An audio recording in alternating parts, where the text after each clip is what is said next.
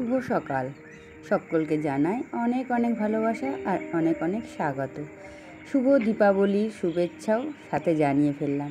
আর তো দুটো দিনও না, রবিবার দিনটা মাসে, সোমবারেই তো কালী পুজো, তাই না?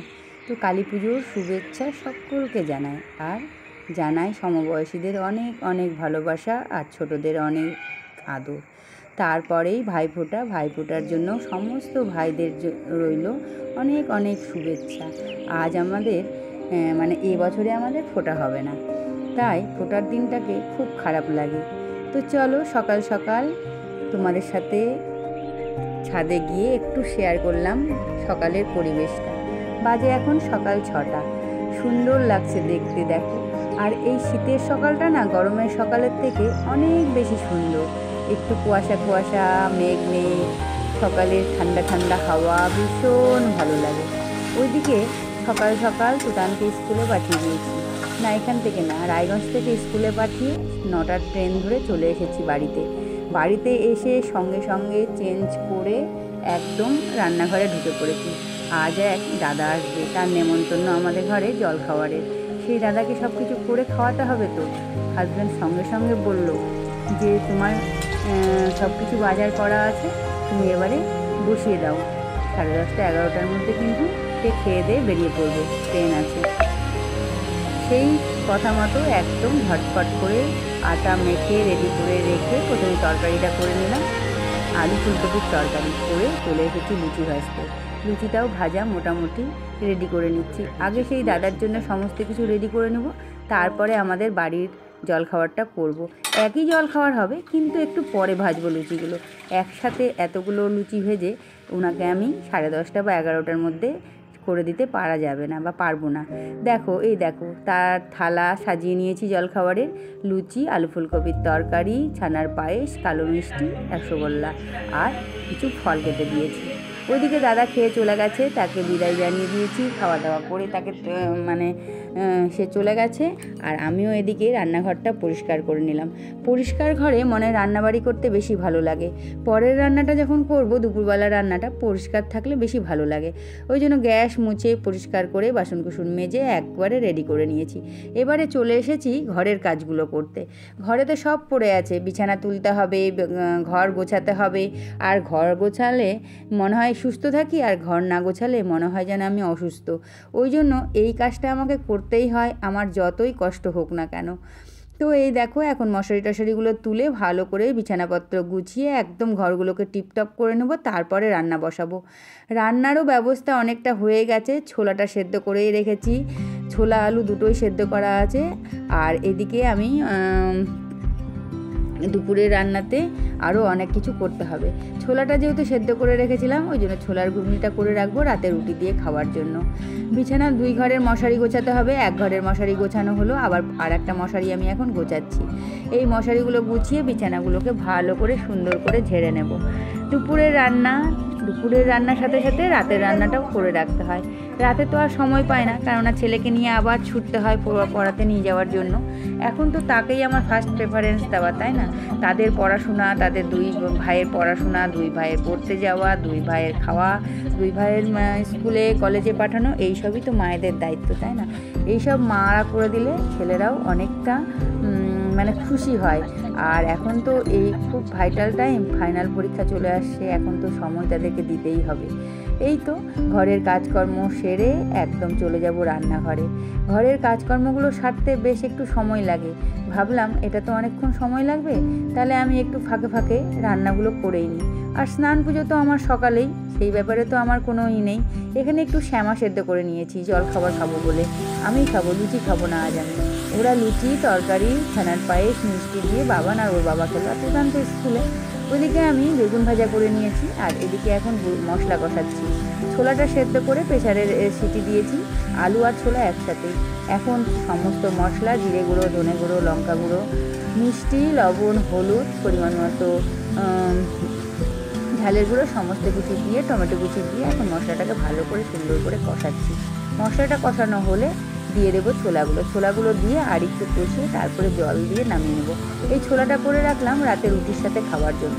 ফুলকপির তরকারিটা বাবান খুব একটা ভালোবাসে না, তুকান তো খাই না, ওই জন্য একটু ছোলা করে রাখলে ওদেরও রুটি দিয়ে খেতে খুব সুবিধে হবে বা ভালোবাসবে, তাহলে রুটিটা খেতে আর কোনো বিরক্ত করবে না। নইলে ফুলকপির তরকারি দিয়ে রুটি খেতে খুব মানে করবে, রাগ করবে। তো ওই জন্য ওদিকে একটু ছোলা করে নিচ্ছি। আর এই দেখো বেগুন ভাজাটা হয়ে গেছে, বেগুন ভাজাটা তুলে রেখে দিয়েছি। মশলাটা এখনও কষানো হয়নি, মশলাটা কষাচ্ছি। এই যে মশলার মধ্যে দিয়ে দিলাম আলু। আর আলুগুলো যেহেতু একটু কেটে রেখে দিয়েছিলাম গতকালই, তার জন্য একটু রঙটা কালচে কালচে হয়ে গেছে। ছোলাটাও সেদ্ধ হয়ে গেছে, ছোলাটাও দিয়ে দিচ্ছি। এই দেখো জল থেকে তুলে এবারে ভালো করে সুন্দর করে কষাবো। জানো তো প্রত্যেকটা মানুষের না জীবনে অনেক মানে গল্প থাকে। তো আমার জীবনেও কিন্তু অনেক গল্প আছে, সেগুলো যদি বলি তাহলে কিন্তু পুরো দিন লেগে যাবে। তবে সেই গল্পগুলো আমি মনে করি শেয়ার করার কোনো প্রয়োজন নেই, সেগুলো হয়ে গেছে যখন তো হয়ে গেছে। পারিবারিক মানে অনেক গল্প থাকে, কেমন করে দিনগুলো গেছে। এখন তো অনেক সুবিধে, অনেক ভালো, অনেক মানে নিজের মতো করে চলতে পারি, তাই না? পারিবারিক একটা যে চাপ সেটা তো থাকেই। সেই দিনগুলো আমি কাটিয়ে এখন আমি এখানে এসেছি। তো অনেক গল্প থাকে জানো তো, কিন্তু আমার মনে হয় সেগুলো বলে কোনো লাভ নেই, বলে কোনো মানে কিছু সলিউশন হয় না। সেগুলোকে বরঞ্চ নিজের মধ্যে রেখে সেই দিনগুলোকে কী করে পার করেছি সেটাকে মনে রেখে আগামী দিনগুলো ভীষণ সুন্দরভাবে যাতে কাটে, বা সংসার, পরিবার, ছেলে, স্বামী সবাইকে নিয়ে যাতে খুব সুন্দরভাবে সেই দিনগুলো, আগামী দিনগুলো কাটানো যায়। আমার মনে হয় প্রত্যেকটা মা বা প্রত্যেকটা গৃহবধূকে সেই চিন্তাভাবনাটাই করা উচিত। তো দেখো এখন হচ্ছে আমি ঘুগনিটা আমার হয়ে এসেছে, এই দেখো ফুটে গেছে ঝোলটা। আর এটাকে এখন নামিয়ে নেব। নামিয়ে নেওয়ার পর তারপরে আমি পরের রান্নাগুলো করব। পরের রান্নাগুলো করে তারপরে হচ্ছে মানে তুতান স্কুল থেকে আসবে, ওদের বাবানকেও খেতে দেবো। বাবান তুতান সব খেয়ে তারপরে আবার আমি তুতানকে নিয়ে বেরিয়ে পড়া আছে। তো এই তো ছুটোছুটির জীবন। এখন তো মানে একদম ফাইনাল পরীক্ষা এগিয়ে এসছে, ফলে এখন আরও মানে ভীষণ চাপ পড়াগুলোর বিষয়ে, কারণ এখন একটাও পড়া কোনো মিস করা যায় না। তো ওই জন্যই দেখো এই যে ঘুগনির মধ্যে কিন্তু কথা বলতে বলতে ঘুগনি হয়েও এসছে। ঘুগনির মধ্যে দিয়ে দিলাম একটু ধনেপাতা। ধনেপাতাটা নিয়ে এসে রেখেছিল, তবে ধনেপাতার একটু চাটনি করব। ধনেপাতার চাটনিটা আমার ভীষণ ভালো লাগে। বেগুন ভাজার সাথে ধনেপাতার চাটনি আমার যা দুর্দান্ত লাগে, আমার আর অন্য কোনো তরকারি লাগে না। বেগুন ভাজার সাথে একটু ধনেপাতার চাটনি হলে সত্যি বলছি কিচ্ছু লাগবে না। আর ধনেপাতার চাটনির মধ্যে রসুন দিলে ভালো লাগে, কিন্তু আমার সারাদিন যেন রসুনের ঢেকুর ওঠে, ওই জন্য আমি রসুনটা দিই না। একটু দিয়ে দিলাম ফ্রেশ ক্রিমটা বাবা নিয়ে এসে রেখেছে, তো ভাবলাম একটু দিই, তাহলে একটু টেস্টটা অন্যরকম হবে, তাই জন্য একটু দিয়ে দিলাম। এখন নামিয়ে ফেলবো। ঘুগনিটা একটু ভালো করে ফুটাবো, যাতে মানে একটু ভালো করে ফুটিয়ে রান্না করলে না, তাহলে রাতে আর গরম করতে হয় না, নষ্ট হওয়ার ভয়টাও থাকে না। আর হালকা পাতলা করে একটু যদি ফুটিয়ে রান্না নামিয়ে নিই, তাহলে রান্নাটা নষ্ট হওয়ার একটু ভয় থাকে। তো যেহেতু দুবেলার আমি রান্না করছি, ওই জন্য একটু সময় দিয়ে একটু ভালো করে ফুটিয়ে তারপরে নামাবো। আমার রান্না করতে একটু সময় লাগে, আমি অত তাড়াহুড়ো করে যেমন তেমন করে রান্না করতে পারি না। এই দেখো ঘুগনিটা নামিয়ে ফেলেছি, কিন্তু এর সাথে জল খাবারের জন্য একটু গোলা রুটি করে নেব। একটু আটা, একটু পরিমাণ মতো মিষ্টি, পরিমাণ মতো লবণ, আর পরিমাণ মতো একটু কালো জিরে দিয়েছি, দিয়ে 4-5টে করে নেব গোলা রুটি। বাবান খাবে না গোলা রুটি, বাবান বললো আমি গোলা রুটি খাবো না। ও খেলো ওটসের অমলেট করে, ওটস দিয়ে ডিম দিয়ে তারপরে ও করে খেয়েছে। তো আমি পুজো করছিলাম তখন, ওই জন্যই। তো দেখো এদিকে বসিয়ে দিয়েছি ভাত, আর এদিকে বসিয়ে দিয়েছি আমি হচ্ছে আর একটা তরকারি, দুপুরবেলার যেটা রান্না। ওদিকে রান্না করতে করতে ঘরগুলো সব গুছানো হয়ে গেছে। এই দেখো দেখছো সুন্দরভাবে সমস্ত কিছু গুছিয়ে নিয়েছি। এইরকমভাবে টিপটপ না থাকলে আমার মাথা খারাপ হয়ে যায়। আমার মনে হয় যে ঘর নোংরা থাকাটা মনে হয় নিজের মানে মাথাটাও মানে খারাপ হয়ে যাচ্ছে সাথে সাথে, ঘর নোংরার সাথে সাথে। ওই জন্য আমার চেষ্টা করি আমি সব সময় যে ঘরগুলোকে গুছিয়ে রাখা, তাহলে আমার মনটাও খুব ভালো থাকে এবং মনটা খুব ফ্রেশ থাকে, নিজেকে খুব ভালো লাগে। তো এই তো ঘরটা সব গুছানো হয়ে গেছে, এই ঘরও গুছানো হয়ে গেছে, পুজো টুজো সব হয়ে গেছে, যে ঠাকুর টুকুর সব মানে একদম রেডি। এই দেখো কলার ছড়িটা নিয়ে এসে রেখে দিয়েছি ঠাকুরের এখানটায়।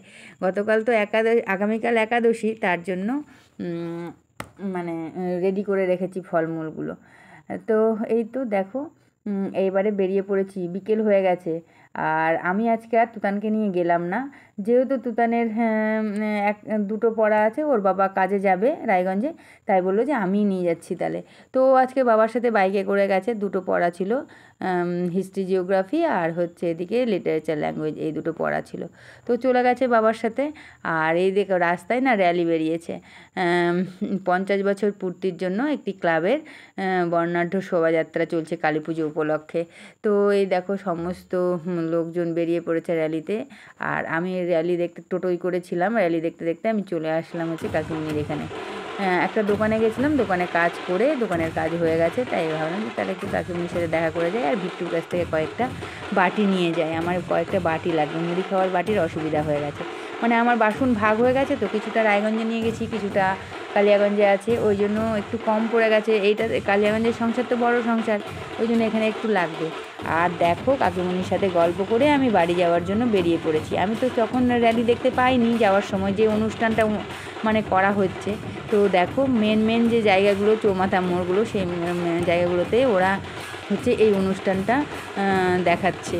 তো এই যে ওরা দেখো কত বড় বড় ড্রাম বাজাচ্ছে, মানে কি বলবো, অসাধারণ, মানে মানে প্রশংসা না করলে হয় না, মানে এত সুন্দর মনোমুগ্ধকর একটা পরিবেশ। মানে আমি ভাবছিলাম যে আমি দেখতে পাবো না, বাবা আমাকে ফোন করে বলল যে মা দেখলে, আমি বললাম না।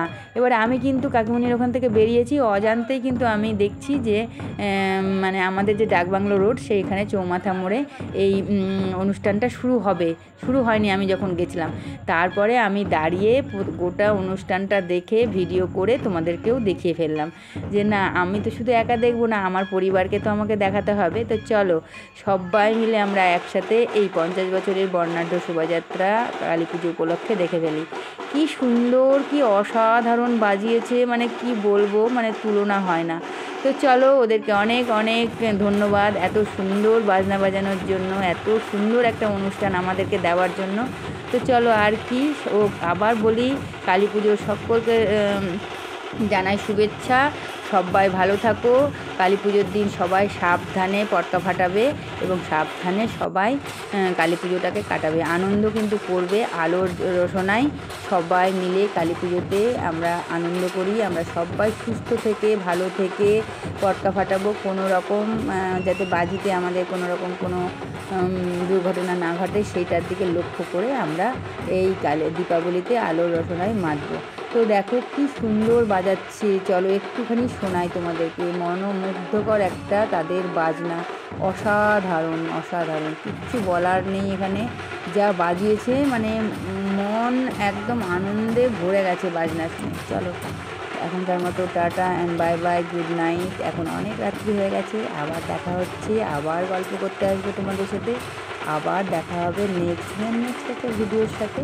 ততক্ষণ তোমরাও ভালো থেকো, আমিও ভালো থাকি, সবাই দীপাবলির আনন্দে একদম মাতোয়ারা হয়ে, তবে সুস্থভাবে শান্তভাবে সব কিছু ঠিকঠাকভাবে রেখে আমরা যেন আলোর রচনায় একদম সামিল হই বা মাতোয়ারা হই। তো চলো tata bye bye, good night. আবার দেখা হচ্ছে, আবার একটা নতুন গল্প নিয়ে তোমাদের সামনে আসবো, আবার তোমাদের সাথে অনেক অনেক অনেক গল্প হবে। এখনকার মতো আসি, tata and bye bye, good night.